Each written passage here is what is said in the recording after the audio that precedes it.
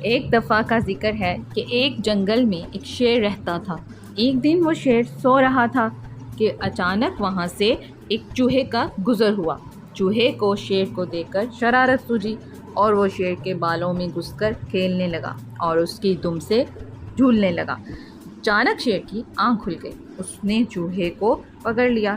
اب چوہا بہت زیادہ ڈر گیا۔ اس کو اپنی شامت نظر آنے لگی، لیکن اس نے شیر کی بہت زیادہ منت سماجت کی۔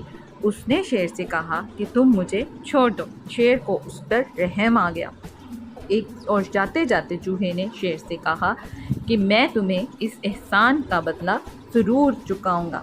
شیر یہ سن کر ہنسنے لگا۔ ایک دن کچھ شکاری جنگل میں آئے اور انہوں نے شیر کے لیے جال بچھایا۔ شیر جنگل سے جا رہا تھا اور وہ اچانک اسی رستے کی طرف چل پڑا اور وہ ان شکاری کے جال میں پھنس گیا۔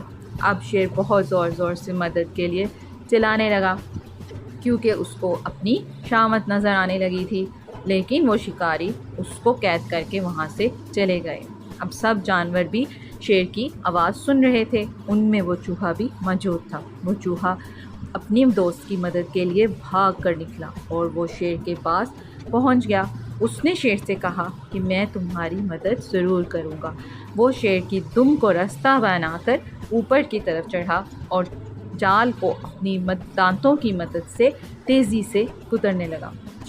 چوہے کے دانت بہت تیز ہوتے ہیں، اس لیے اس نے بہت جلدی سے ان کو کتر دیا اور شیر کو اس جال میں سے آزاد کروا لیا۔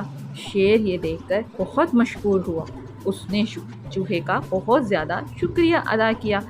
اب چوہا اور شیر دونوں دوست بن گئے تھے اور شیر نے چوہے کو اپنے ساتھ کھیلنے دیا۔